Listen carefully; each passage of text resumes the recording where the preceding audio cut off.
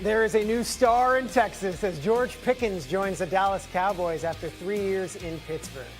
With the addition of Pickens to CeeDee Lamb, Dallas now has 2 legitimate wide receivers on offense.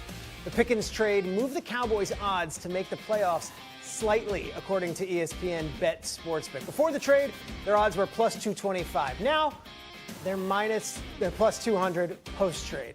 Mina Kimes and Damian Woody join us on the show. Mina, has Dallas closed the gap with Washington and Philly in the NFC East? I love coming out at the end of the show just to make Stephen A. mad because I don't believe that they've closed the gap with Philly. I still have them at the top of the NFC East, but I do have them closing the gap with the Washington Commanders. Let me lay this out for you. Just going team by team, they now have a better pass catching group, one of the best pass catcher duos in the entire NFL. Jayden Daniels was better last year, but we're only 2 years removed from Dak Prescott being one of the 3 best quarterbacks in football. I'll give the Commanders the edge with the run game, about even on offensive line. On the other side of the ball, the Cowboys have a better pass rush, and they have a better secondary. When you lay it out and look at the rosters, especially considering the improvements on offense for Dallas, it's really hard not to see that the Cowboys are not only a playoff team, but have absolutely, in my mind, closed the gap. Go ahead, Woody. Yeah. No, Mina's right. Like if you stack the rosters, the Dallas Cowboys have absolutely closed the gap with the Washington Commanders. I think the biggest difference is Jayden Daniels. We're so caught up into the year he had, and he had an unbelievable year. But I think anyone who watched the Commanders, especially when they played against the Philadelphia Eagles, saw all of the deficiencies that the Commanders have. Obviously, they've addressed some of it with the offensive line, adding to that group. Obviously, bringing Deebo Samuel. We're going to find out how much Deebo Samuel have left in the tank. But there's still a lot left to be desired about the Washington Commanders. Pass rush, secondary, like Mina pointed out. So I really like what the Dallas Cowboys is because, quite honestly, Stephen A., we haven't seen Jerry pull a move like this in quite some time. We've been complaining about Jerry Jones not making a trade or making a big-time move to really show everybody that, you know what, maybe we are all in. And I'm not saying the Dallas Cowboys are going to contend for a Super Bowl, but I do got to give Jerry Jones his props for making a big-time trade. Well, bravo. It's so touching. I mean, congratulations. They made a move. I mean, listen. After the year they had, anything they did was going to be an upgrade. And I get that. So I understand that with Dak Prescott coming back healthy, acquiring George Pickens, now you got a legitimate number 2. Us opposite CeeDee Lamb, I get that part. Turn over the bottom line, we expect them to be elite. With the Washington Commanders, this kid, Josh Connolly Jr., that they drafted in the first round, we're going to ignore that. We're going to ignore the fact that they acquired Laramie Tunsil. We're going to ignore the fact that they buffered their offensive line. They should protect their quarterback better. They should have improved their running game. And on top of it all, they got a guy in the slide in Deebo Samuel. We're going to ignore that, because the Dallas Cowboys have improved their roster. Did it ever occur to you, Mina? Did it ever occur to you, Woody, that because you got an additional weapon, it will call for the rookie head coach, Brian Schottenheimer, who nobody wanted for a head coaching job, by the way, that he's going to be there? Did it ever occur to y'all that it's going to call for Dak Prescott to throw the football more? And we know what happens when that occurs, especially come playoff time, right? Assuming they get there.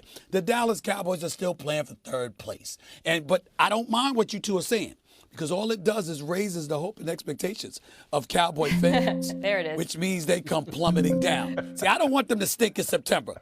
I want them to be formidable in September, October, November, and right around Christmas time.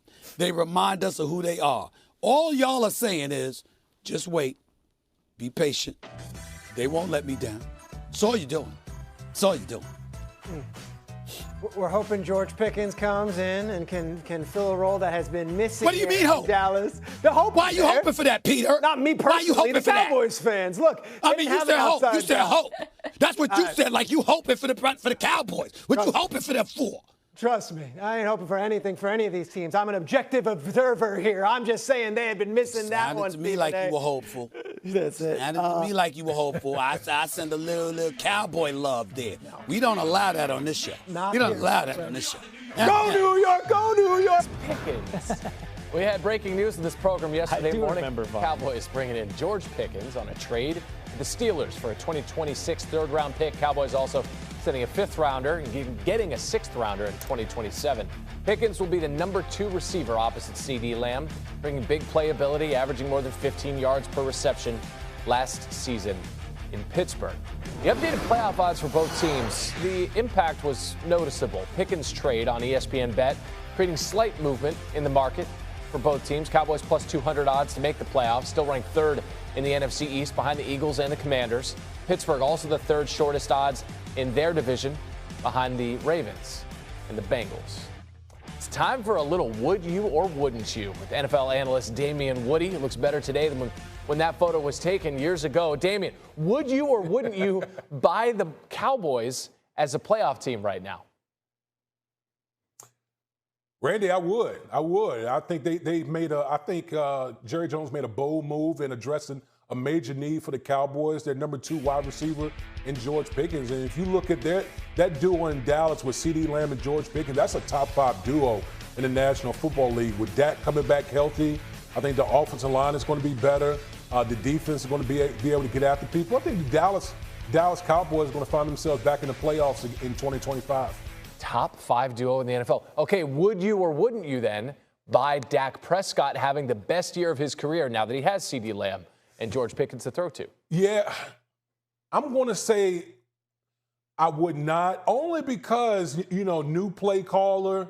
I don't want to take anything away from what Dak had with Mike McCarthy. Dak put up some huge numbers under head coach Mike McCarthy. So, I'm very excited about what George Pickens is going to look like opposite CeeDee Lamb. But I'm going to be a little bit hesitant until I see some of it in action. Finally, the man that would have thrown, perhaps, to George Pickens. If you're Aaron Rodgers, would you or wouldn't you play for the Steelers after they traded Pickens away? Heck no, I would not. You're already, this offense was already kind of questionable, but now you take away George Pickens off of that offense. We have major question marks about the Pittsburgh Steelers. So if I'm Aaron Rodgers, I'm 42, I'm at the end of my career. I don't view the Pittsburgh Steelers as a viable team to come out of the AFC, so I would not. DK Metcalf, though. DK Metcalf is still a number 1 in the wide receiver. Another stratosphere in terms of pay.